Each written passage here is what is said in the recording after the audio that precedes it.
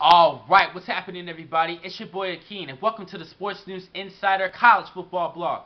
We are headed towards the end of the regular season of the FBS year. It's time for me to give you my key matchups for Week 12 of this season. Start with the tomorrow night's game between Virginia Tech at home against North Carolina. The Tar Heels have a good running back in Giovanni Bernard, but I think the Hokie defense is going to stop the run against North Carolina in this matchup. Plus, Virginia Tech is looking to stay ahead of the Coastal Division and face Clemson for the ACC title. Next, Wisconsin is going to be traveling to Illinois to face the Fighting Illini. Wisconsin desperately needs to win this game as well as next week's game against Penn State in order to make it to that Big Ten championship. And I think they will win this game against the Fighting Illini. I think Russell Wilson is going to have a big game, including Monty Ball, and that defense is going to stop the offense of Illinois. Illinois has been struggling for the second half of the season. I think they're going to struggle in this matchup, so I'm going to have to go with the Badgers all the way. Next, Cincinnati's going to be traveling to Rutgers to face the Scarlet Knights, but Cincinnati's going to have to play without star quarterback Zach Collaros, who is out with a broken ankle, which means Munchie Legault is going to get that starting nod at the quarterback position for the Bearcats. I think Isaiah Pease is going to have to step up in this matchup. He should have a big game and lead that offense. Without Zach Collaros, the Cincinnati Bearcat offense is going to depend more on their run game.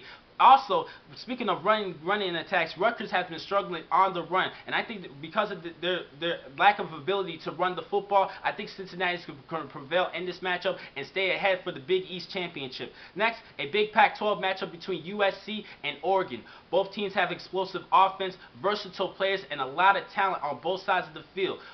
Curtis McNeil is going to get the starting nod at the running back position again for the Trojans. He had a career high last week against Washington, 148 yards rushing, but I think he's going to struggle against a decent Oregon defense who committed 5 turnovers last week in their upset win against the Stanford Cardinals. I think the defense is going to step up this week at home against USC, so I'm going to have to go with the Oregon Ducks in this matchup. Next, another ACC matchup a key ACC matchup between West Virginia and number 25 Florida State.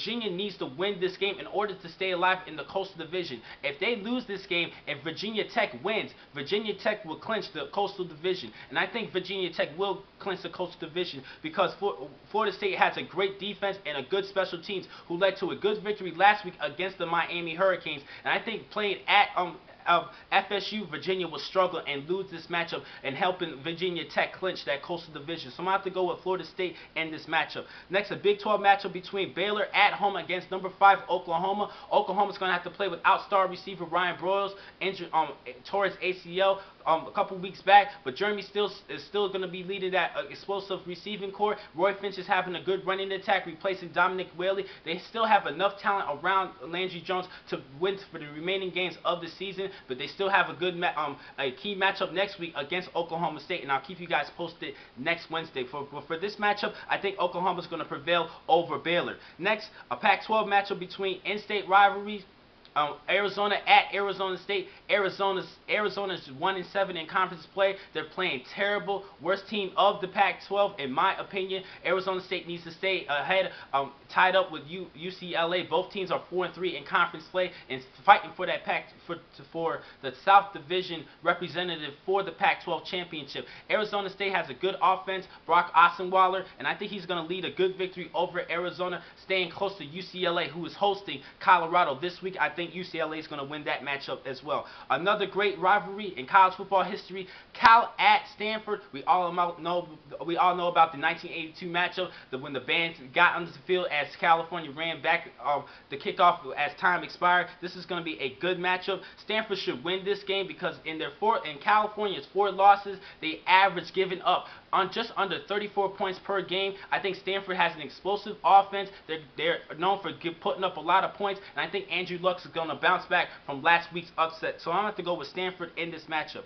Now, I got to give you my upset pick of the week. I'm going to have to go with Ohio State Buckeyes over the Penn State Nittany Lions. Penn State has been dealing with so many off-the-field issues. Plus, Ohio State had a couple of key wins over ranked Illinois and Wisconsin. I think even with their loss last week to Purdue, I think they're going to bounce back this week. Their loss to Purdue last week should not have been a loss. I really think the Buckeyes should have won this matchup, and I think they're going to take all their anger out on Penn State. So I'm going to have to go with the Buckeyes over the Nittany Lions. Now, it's time for me to give you my game of the week.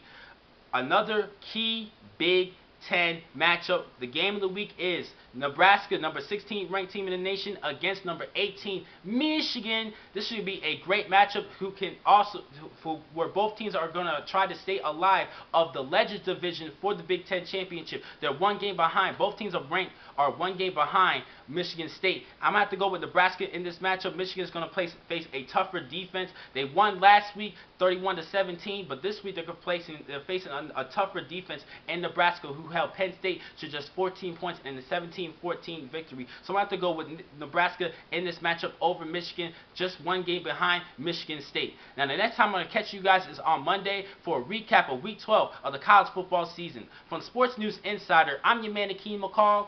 Be easy.